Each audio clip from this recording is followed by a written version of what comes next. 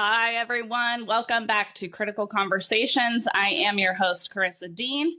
Today we have Dr. Mary coming on. You guys, I cannot tell you how excited I am for this conversation. Mary brings her wealth of medical intuition, her chiropractic education, all her positive psychology, all the things. She's got all the certifications. You can read all about that in her bio, which will be attached here in the show notes. But you guys, we are going to talk about our chakras and really how to take better care of ourselves. We live in a world that's pushing us, and it's time for us to slow down. So grab your comfy seat, grab your tea, grab your water, and let's get excited about this conversation. Dr. Mary, did I miss anything in that?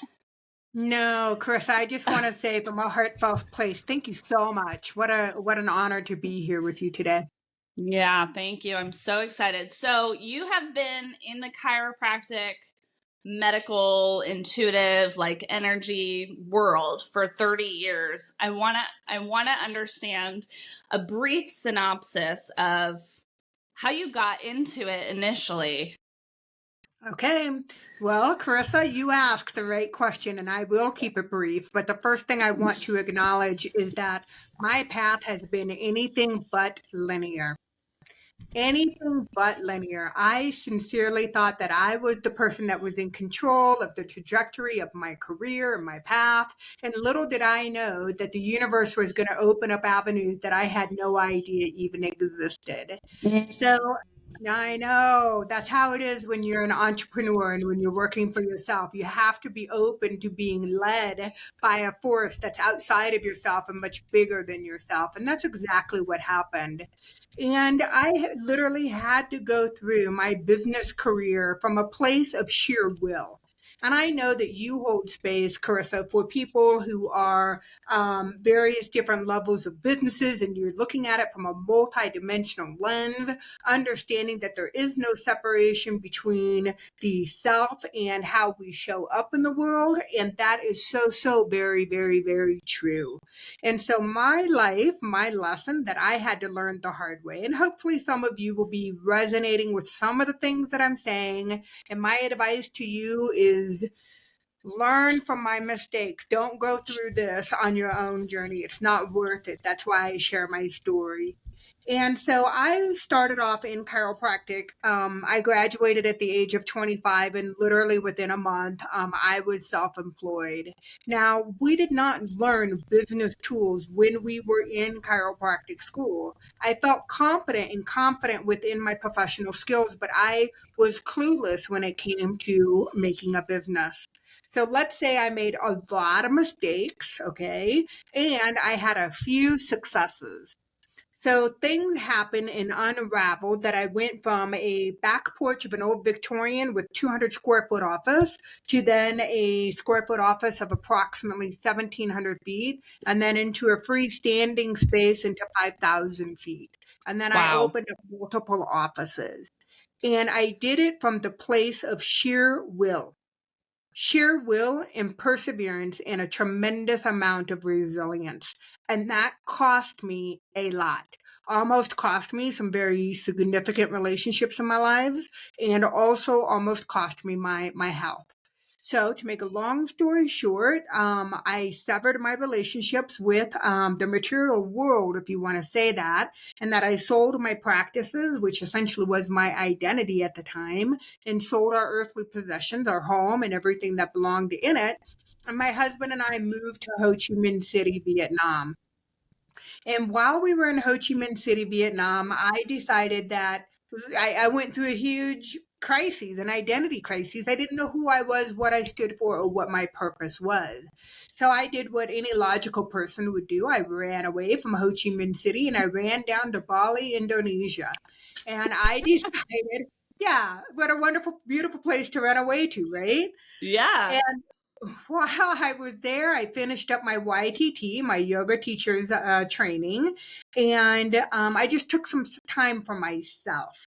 So I started to kind of I started to re-regulate my central nervous system, like get out of that fight or flight drive kind of mentality, and started sinking into my body again and asking what it is that my body was trying to tell me. So I returned from Bali back to Ho Chi Minh City, and I got heavy into meditation. And Mm. while I was experiencing this, I had some really beautiful, magical, I don't know what I'm going to call them, just other than they were experiences. And so then that led me to be able to understand. I knew the human body exceptionally well from the neck on down, and now I was really fascinated by the space that exists between the ears. What happens in the brain? How can we literally have a brain that is plastic and that we can remold it and we can create new neuronal pathways, new neural circuitry that serve us as human beings to a higher level? So I went and I studied underneath Dr. Tal Ben Shahar in upstate New York. So I traveled from Ho Chi Minh City to New York in order to get trained under Dr. Tal Ben Shahar in positive psychology. So then life took us, I just surrendered at this phase of the game. I was like, wherever I'm supposed to go, we're supposed to go. And so essentially what ended up happening is that we moved from Ho Chi Minh City, Vietnam to Bogota, Colombia.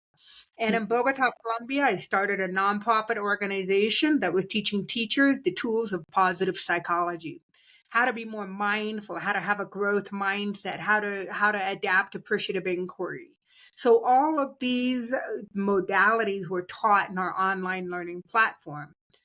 And life happens. You know how that is, Karissa. I Oh had a yeah. couple. Yeah, it just keeps on going whether we wanted to or not. And I had a couple of deaths in my family. My mother passed, and then my older sister passed.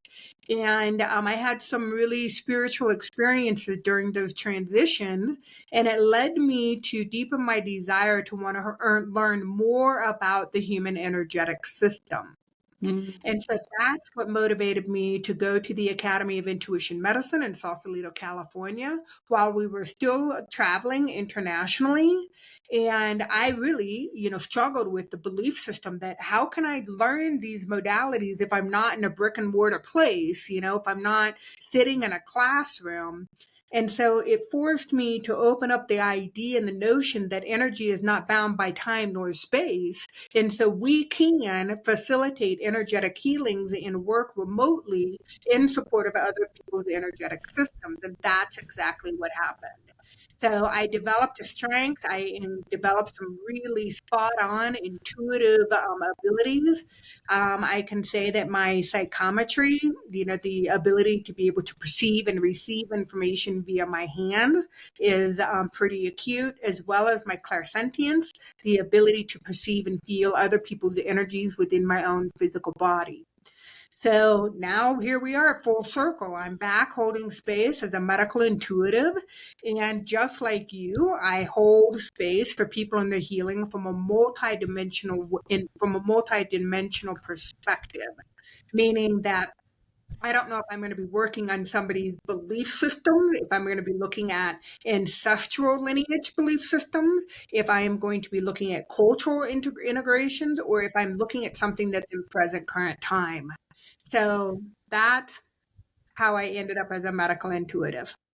Oh my goodness. I love this story. And there's a few things I want to touch on. So, first of all, the reason I have a job is because you're exactly right. At the age of 25, you just graduated and now you're a chiropractor and you're supposed to go out and make a business and be successful, right? Quote unquote successful, make money. I have a business because that's what I believe happens to 90% of entrepreneurs. We're really good at the thing that we love, right?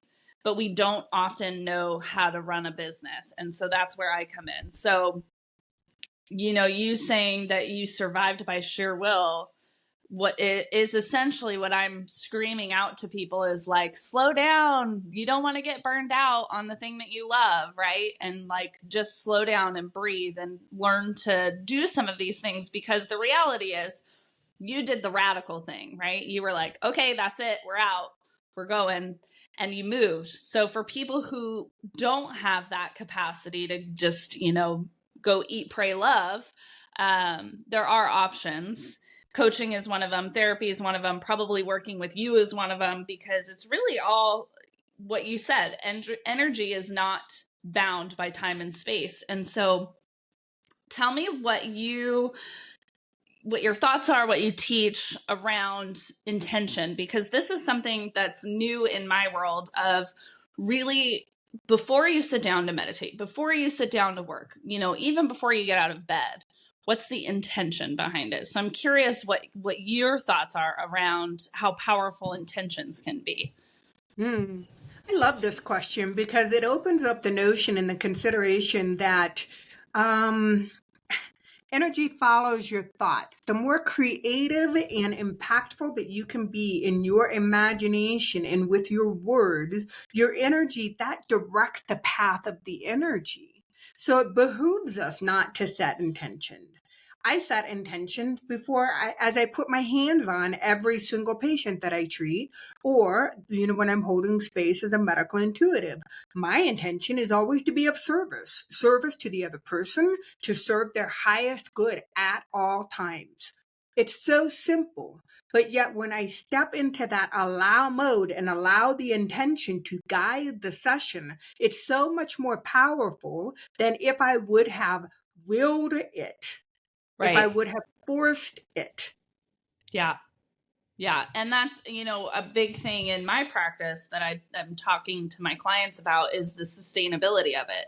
You can will anything into fruition. You can do the buzzword of manifesting and like push your little booty and make it happen.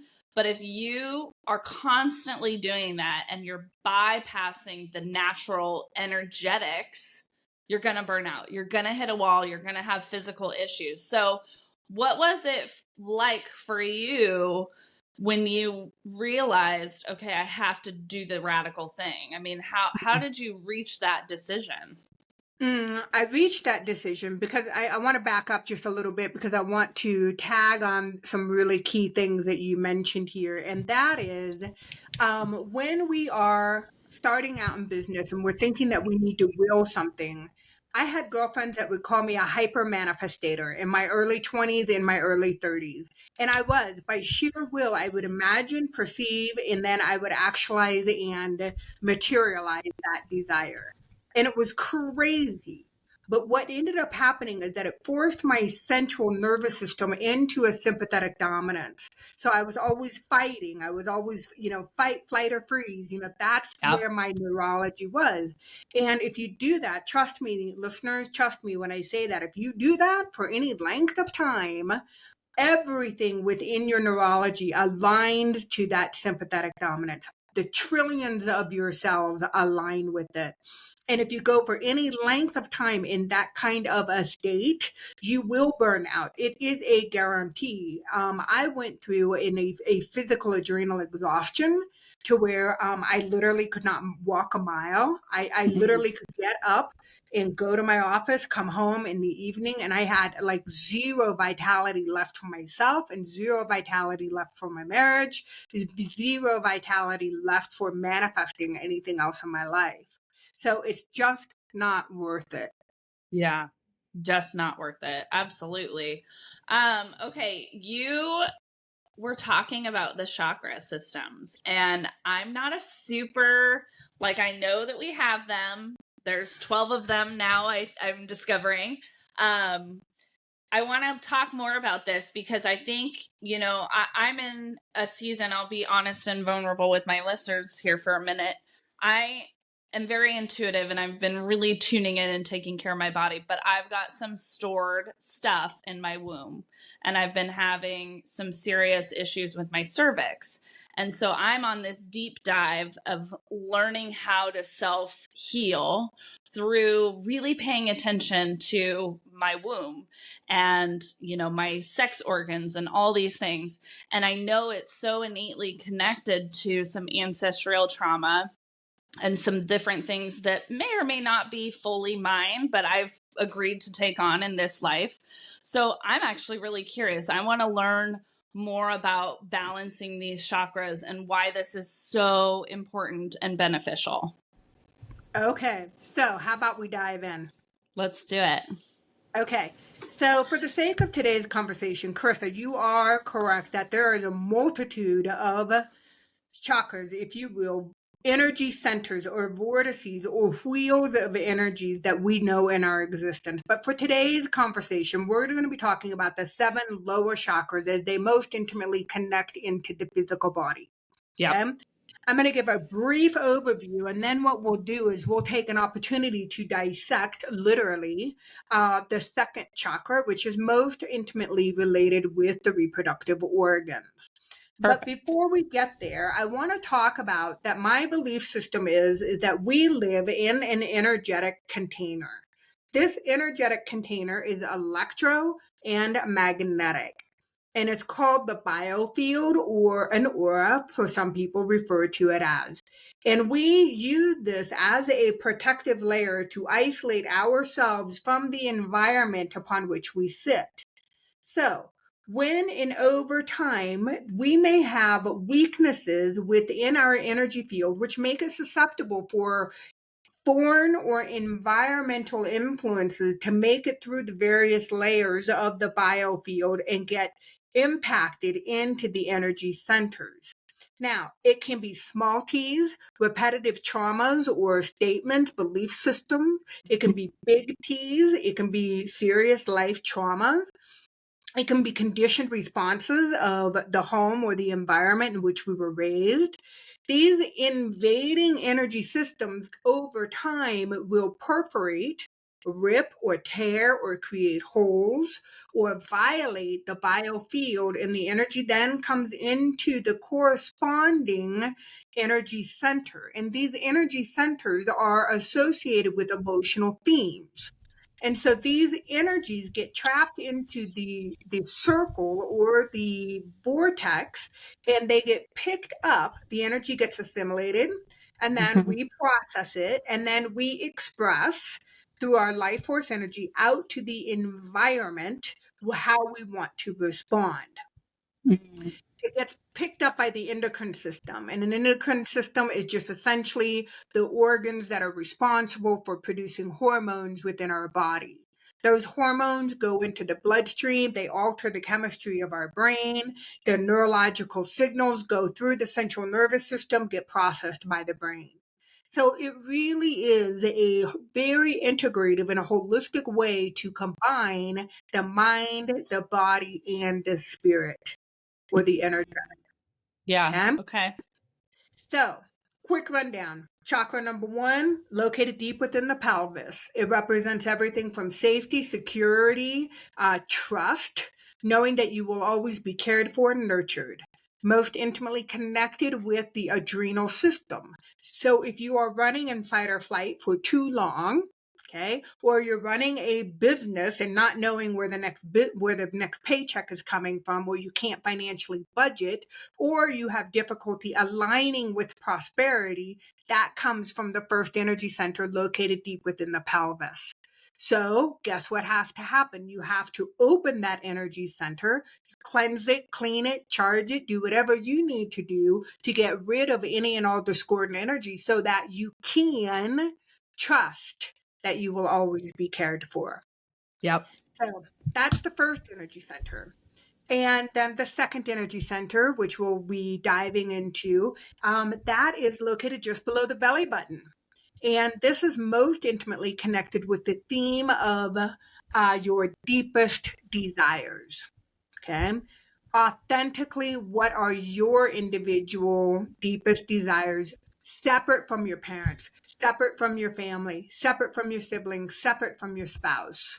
Who and what do you want, and what do you get to create in this lifetime? So, obviously, when we think about the ovaries and the testes, we think about reproduction and we think about creation. So it's not necessarily creation from a reproductive, but a creation in an energetic way as to what you want to create in this world. Yeah. Lots of creativity, lots of creativity. The third chakra is located Can just below the rib. Go ahead. can I interject here and ask a question around the second chakra right below the belly button? This is the deep desire of what you get to create. Are there, and I'm asking this because I know a ton of people, in their late 20s, early 30s, who are trying to get pregnant and it's damn near impossible. And I think that there's a lot of correlation to food, which is a whole different conversation.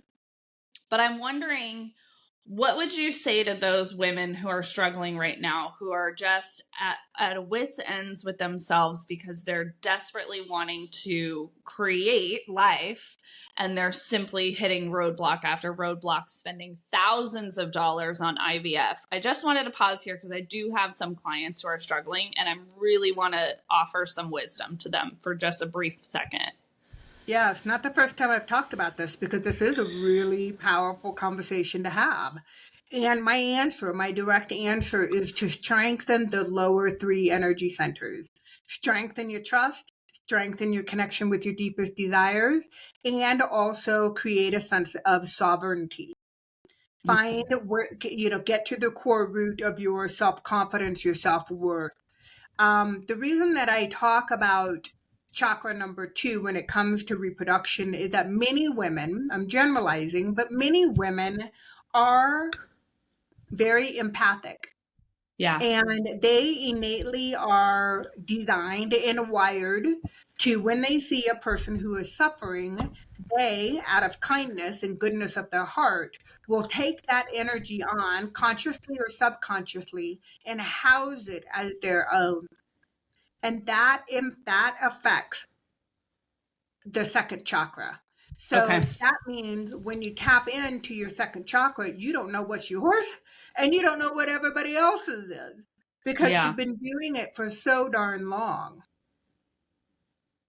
Yeah. That's a really, really big thing for women to shift their mindset around. Yeah. There's a big thing, there's a big difference between being empathic and compassionate. Yeah. I would rather somebody hold space for me and from coming from a place of compassion, coming from the space of the heart center versus empathy, which comes from the space of the second chakra, any day of the week.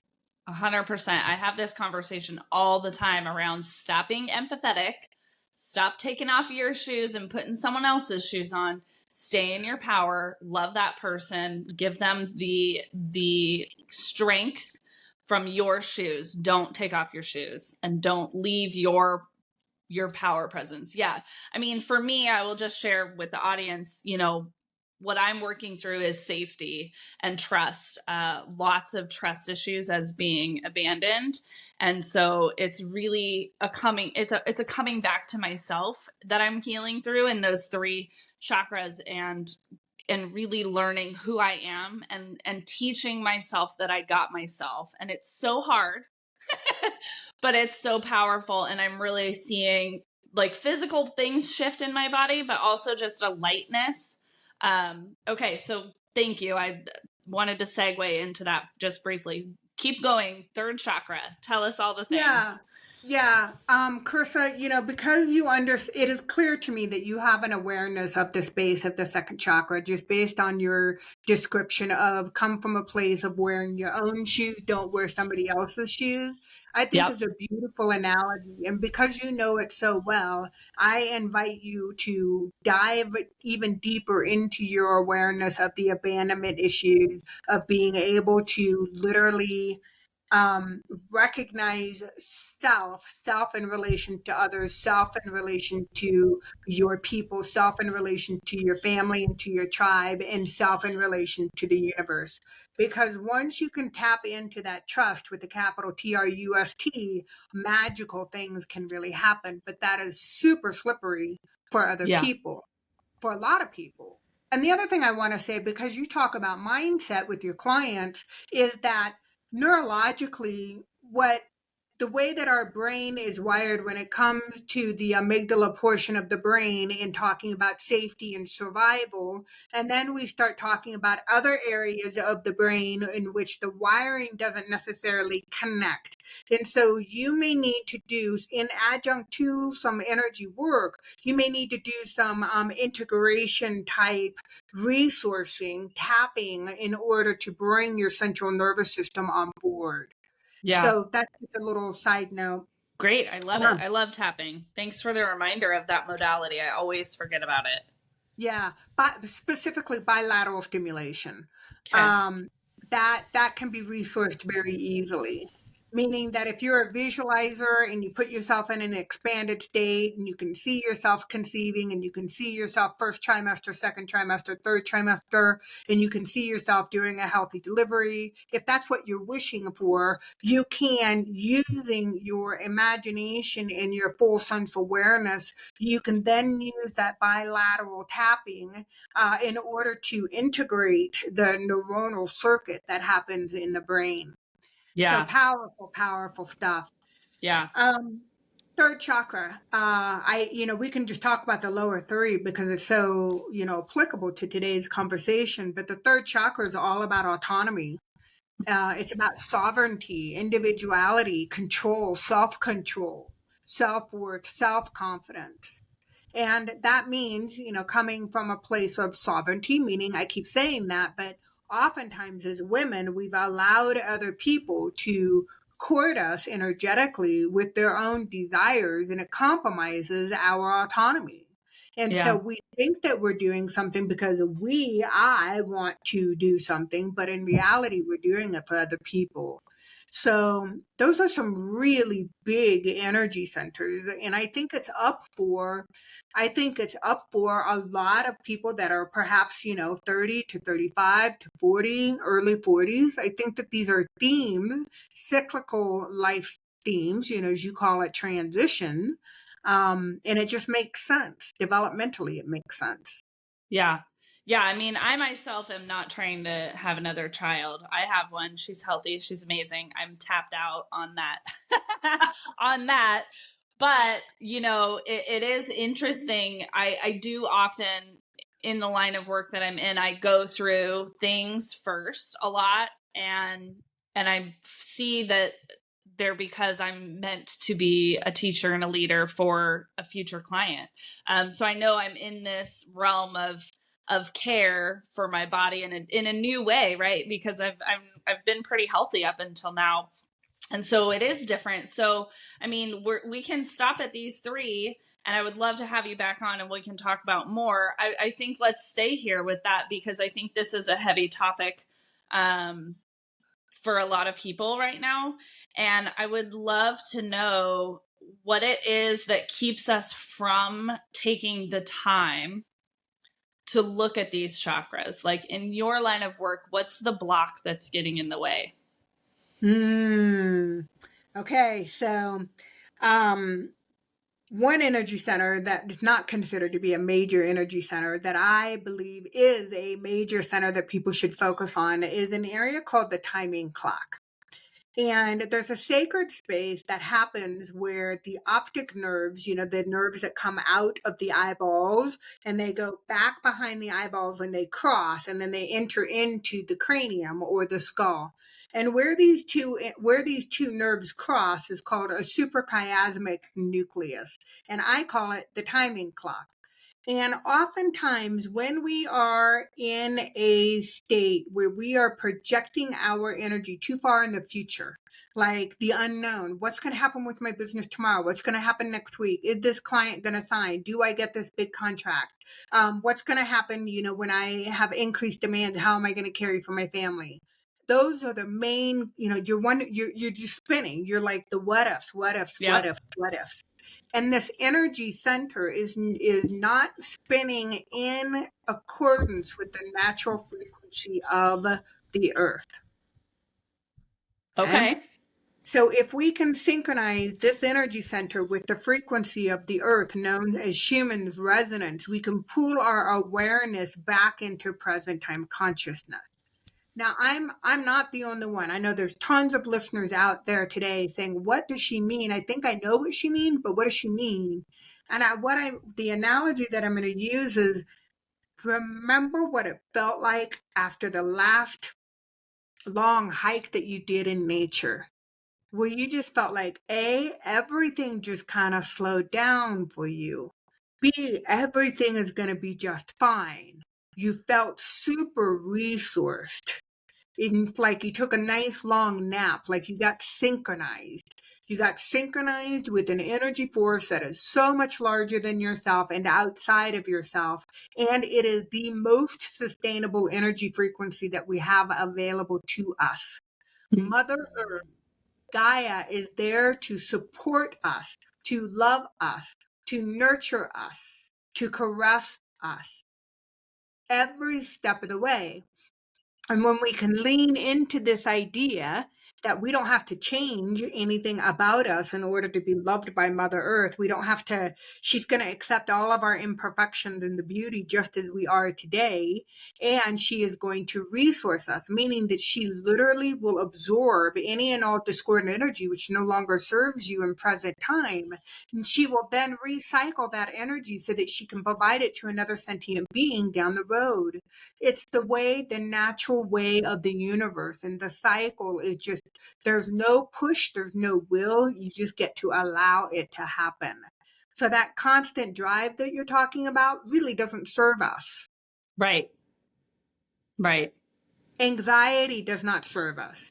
No. Reflecting upon the past and the memories of the past. And that's, that's a big thing. That doesn't serve us. And so being in present time consciousness, Eckhart Tolle, he does such a beautiful job holding space for people when he talks about this, but that is probably the best resource that you could possibly be as a human, as a spirit living in a human home in what year are we? 2024, soon to be 2025. Yeah. Yeah. 100%. It's interesting.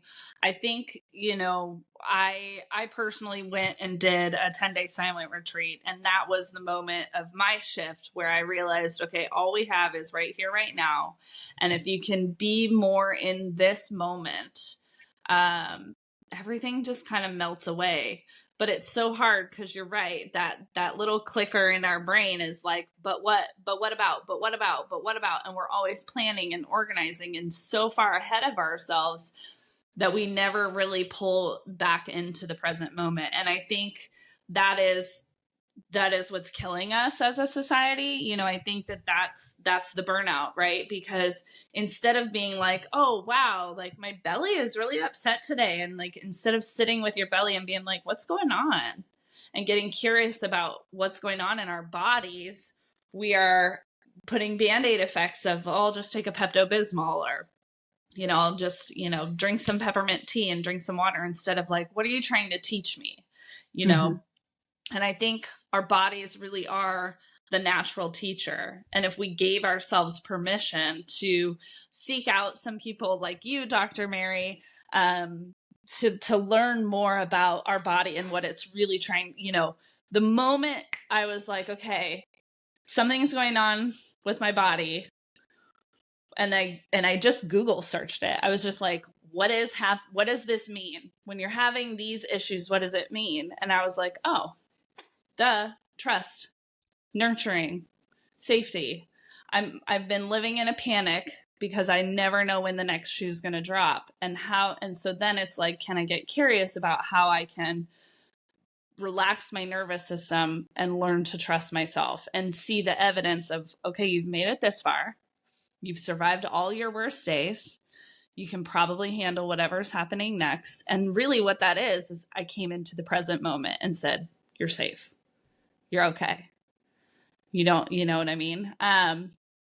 What would you tell somebody who is hesitant towards these different types of healing modalities? I would say that is completely natural. That is completely natural. And then I would invite the individual to sit in the space of a little bit of curiosity. Yeah. And then, because what you just said about the somatic wisdom, the wisdom that resides within our body, that neurologically has been proven, and that 80% of the information that comes from our physical body goes up to the brain, right? When it comes to the awareness of the vagus nerve. But I will say that because this is a challenging thing for people to accept, this is why I hold monthly group healing specific on somatic wisdom. we get into an entrainment and expand the awareness so that your sensation, whether it be abdominal discomfort, low back, or headaches, or neck issues, or wherever your awareness goes to within your physical body. And then we do the counterintuitive thing. We invite the awareness to lean into it. Mm-hmm. Lean into the area of constriction, pain, discomfort, and simply inquire from within, what is it, body, that you're trying to tell me?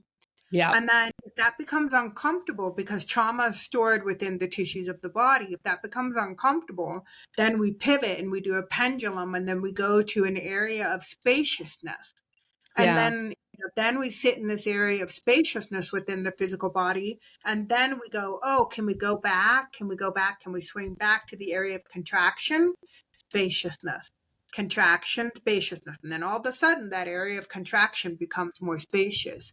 And the information that you receive, whether it be stay in the present moment, or maybe you need digestive enzymes, or perhaps there's a dietary shift that you need to have, or all this information is there for you to absorb, whether you want to or not. Like, it's food for thought, and Yeah. you can act upon it or you can choose not to. But I invite people to honor and trust their intuition that way.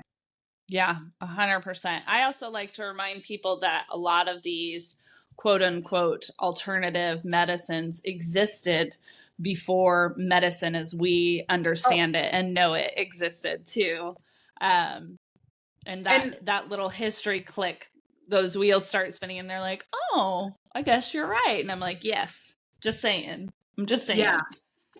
Well, Karissa, I have to say, this is the whole premise of my podcast. I have a podcast called Energy Medicine, where we talk about all things that align the mind, body, and spirit. But the thing about it is that my intention is to hold space for that pregnant pause that practitioners sit in. So we have science that says hardcore science that has been proven. And then there's this pregnant pause of some ancillary modalities are still working on being proven. But we have patients, we have practitioners who are saying, I don't care if it's proven or not, this stuff works. Yeah. And so try to tell a patient that says, I don't know why, science says this shouldn't work, but it does. Patient does not care. The patient is happy that they feel better. Exactly. And I think that's, the premise of my whole business, why I'm doing what I'm doing, is because I truly believe there's a world where we get to feel better, and it just takes a little bit of curiosity about what's your path to get there. So for those people who are interested in your offerings, Mary, where can they find you? I would invite people, there's a couple of different avenues. I just want to mention that if the whole idea about gaining present time awareness is, if that speaks to you, go to my website and download the complimentary 3 meditations that are specific for aligning. It's an ultimate meditation guidebook for the authentic self, and the timing clock meditation is in that sequence. That's the first thing I wanted to say, because we talked about the timing clock. Yeah. Yum. I love that. Yeah. And then there are offerings under the Work With Me Now. I have group offerings, one-on-one offerings. I have a variety of different things. So I think the website is the best way to gain access about my offerings. And that's just www.drmarysanders.com. Amazing. And we're going to make sure that that's linked here in the bio for anyone who maybe is driving. Make sure you click on that and go check out Give Dr. Mary Some Love. I'm going to promise my listeners, without asking your permission, that you're going to come back and talk to us about the other 4 chakras, because I'm sure that people are just on the edge of their seat like, well, wait, tell me what the other ones are. But I'm going to make them wait. And I will connect with Dr. Mary. We'll get her back on the show here in just a bit. Thank you so much for this beautiful conversation. It's really enlightening, and it's so exciting. You remind me of a modern day wise woman version of Dr. Joe Dispenza. So I really appreciate your scientific knowledge. You're bringing in a lot of the humanness, because we are in a human body. But I feel your spirituality, which is so beautiful and precious. And so I just wanted to say thank you for bringing that to the show today. It's my honor. Thank you for having me. You're welcome. All right, y'all. We'll see you at the next critical conversation. Thanks for dropping in.